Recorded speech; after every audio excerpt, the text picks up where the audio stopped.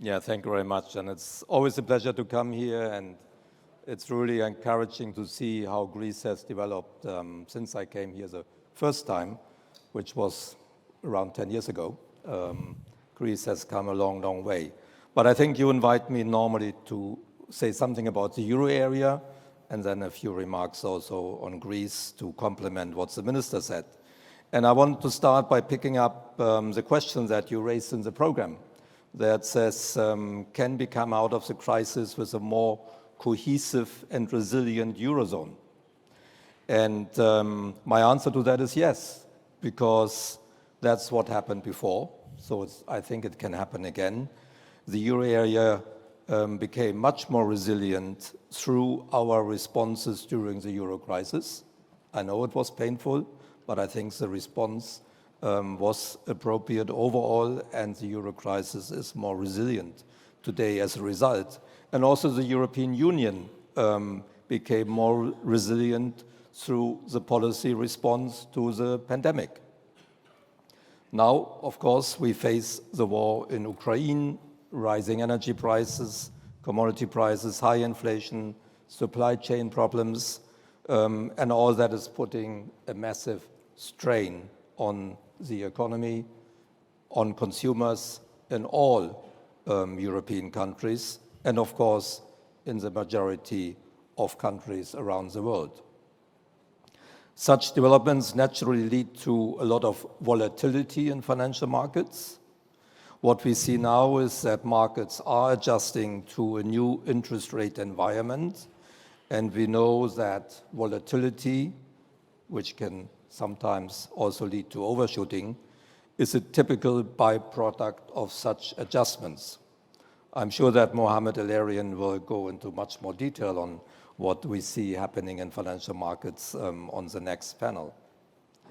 But despite all that, I do not see any immediate threat to debt sustainability in any euro area member state at the moment. And I think we should remember that higher inflation, rising interest rates, and market volatility are not just a European phenomenon, it's a global phenomenon. But there are three reasons why the euro area is fundamentally more resilient today than a decade ago, and why I think that worries about a new euro crisis, and that's what I sometimes read in the media, are exaggerated. First, there are no major macroeconomic problems in the euro area today, no massive imbalances that triggered the euro crisis 12 years ago. We don't see that today. We have no fundamental problems in individual countries in terms of competitiveness, trade deficits, or weak banking systems. So big difference compared to a decade ago. Second, the interest rate burden in percent of GDP and the public budgets of all euro area countries today are at the lowest level for half a century, despite the significantly higher debt levels. And it's the interest burden in the budget that is also a burden on the economy, not the debt ratio as such. This means that countries pay less money on their public debt today than 10 years ago, and it enables them to carry higher debt. And third, the euro area is more resilient today with its many new institutions which were created during and after the euro crisis. Unlike at the beginning of the last decade, there are now institutions that safeguard the financial stability of the euro area. And here I'm referring to the Single Supervisory Mechanism, the Single Resolution Board, the European Systemic Risk Board, the European Banking Authority, and so on, and of course, including also the ESM. In addition, the strength of the labor market, high savings from the pandemic, the improved situation of the banking sector overall, rising public investment, and especially the recovery fund of the European Commission, Next Generation EU, will all help stabilizing effects on the euro area economy. A few remarks on the Greek economy, but I agree very much with what Minister Staikouras said. Greece has indeed made significant progress, even under the difficult circumstances caused by the pandemic during the last 2 to 3 years. Greece also reached a milestone, he mentioned that in mid-June, moving from the enhanced surveillance to a post-program surveillance framework, the same that we have for other countries that received financial support from the ESM. And this is an important step towards normalization after many years, although some significant challenges remain, and you also talked about that. We see that there is good progress in the implementation of reforms, and Greece should complete those still pending. Economic fundamentals, such as the banking sector, unemployment, competitiveness, have become much stronger, and growth in the first quarter of this year was indeed remarkably strong, as was mentioned. Greece is also better protected from market volatility, partly because of the ESM. The debt service that Greece must pay out of its budget on its debt level is relatively low. It's actually lower than in some other euro area countries where debt ratios are below the one in Greece.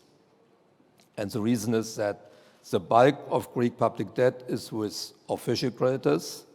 More than half of the Greek debt is with the two institutions that I manage, the EFSF and ESM, and requires only AAA low interest rates. And maturities are long, close to 20 years on average. And we, in addition, have hedged a certain share of Greek debt through derivatives and swap operation, which has fixed the interest rate at that share of the public debt at low levels for the next 30 years. So all that helps. And the Greek authorities have entered additional interest rate hedging operations so that effectively most of Greece's debt is at fixed rate with long maturities. That means Greek public debt is now much less affected by general interest rate increases. And Greece has a sizable cash buffer, as we heard. This means that it does not need to raise money on financial markets when volatility is high. Most of the commitments that were taken by the Greek government at the end of the last ESM program in 2018 have been fulfilled.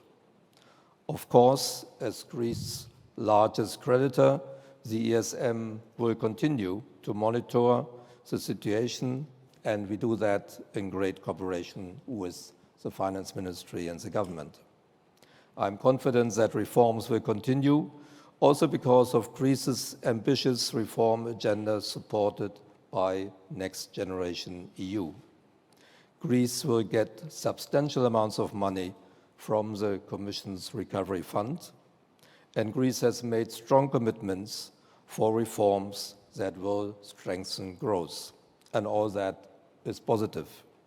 But if I believe the risks of a new euro crisis are exaggerated, as I said, that does not mean that countries do not have to be prudent with their public finances, especially the ones with high debt levels. We know that additional fiscal costs will come from demographic trends and aging, and all countries should build fiscal buffers to be prepared for the next crisis. So when asking, as you do in the program, the question, will we come out of the crisis with a more cohesive and resilient Eurozone? Then my answer is yes, we can.